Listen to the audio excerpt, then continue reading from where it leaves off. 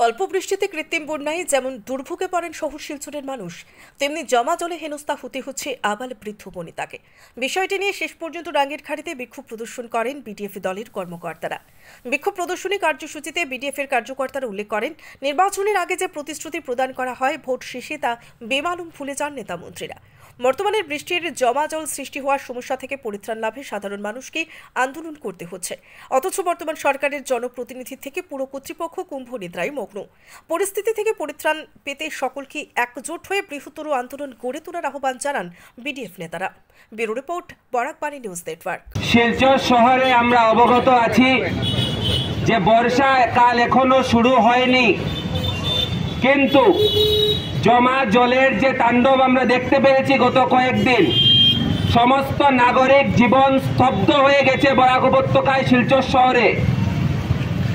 আমরা জানি গত 2022 সালে যে মহাপ্লাবন হয়েছিল তাতে কিরকম ক্ষতিগ্রস্ত হয়েছিল বরাক উপত্যকা।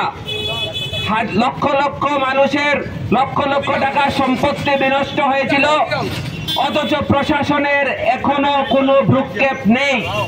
আমাদের জনপ্রতিনিধিরা নিষ্ক্রিয় ভূমিকা পালন করছেন। বিগত দিনে ন্যাশনাল হাইওয়ে পয়েন্ট, দক্ষিণ শিলচর, সুনাই রোড সহ দক্ষিণ শিলচরের বিস্তীর্ণ অঞ্চল জলের নিচে ছিল। আজকে হয়তো আবহাওয়ার একটু পরিবর্তন হয়েছে, রোদ উঠেছে সাময়িকভাবে, তার জন্য হয়তো একটু আমরা রেহাই পেয়েছি, কিন্তু কোনোভাবেই তা আমরা মেনে নিতে পারি না। আজকে বৃহত্তর শহর শিলচর, আসামের দ্বিতীয় বৃহত্তম শহর, এই অবস্থা। নাগরিক জীবন সম্পূর্ণ স্তব্ধ হয়ে গিয়েছিল এবং পথচারীদের যে দুর্গতি, যে দুর্দশার মধ্যে তারা পড়েছেন তা বর্ণনা করা যায় না। বিমানের ভাড়া আকাশ ছোঁয়া হয়ে গেছে, সাধারণ মানুষ কিভাবে যাতায়াত করবেন?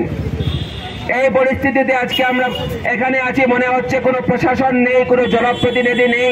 আমরা যেন এক আদিম সমাজে বসবাস করছি এবং আমরা জনপ্রতিনিধিদের আমাদের কি বিশ্বাস করেন তারা?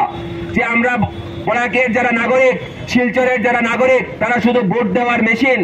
ভোটের সময় এসে তারা প্রতিশ্রুতি দেবেন যে ভোট দিতে হবে, এটাই কি আমাদের ভবিতব্য? এইরকম রাস্তা জাম দিনের পর দিন, বাচ্চারা স্কুলে যেতে পারছে না, অফিসে যেতে পারছে না, কাজকর্ম করতে পারছে না। চিত্তরঞ্জন লেনে সমগ্র গল্লি ডুবে আছে জলে, দিনের পর দিন তারা ভোট বয়কট করছেন, অথচ কোনো জনপ্রতিনিধিদের দেখা যাচ্ছে না সেখানে। এই অবস্থা আজকে বরাক উপত্যকায়, অথচ আমাদের জনপ্রতিনিধিরা নীরব নিষ্ক্রিয় ভূমিকা পালন করছেন। আমরা দেখতে পাচ্ছি এখন নির্বাচনের প্রচার করছেন তারা বিভিন্ন জায়গায় গিয়ে, কিন্তু বরাক উপত্যকার মানুষ আজকে এই বিভীষিকার মধ্যে বসবাস করছে এবং এটাই নাকি উন্নতি? এই নীচ মানসিকতার আমরা ধিক্কার জানাই।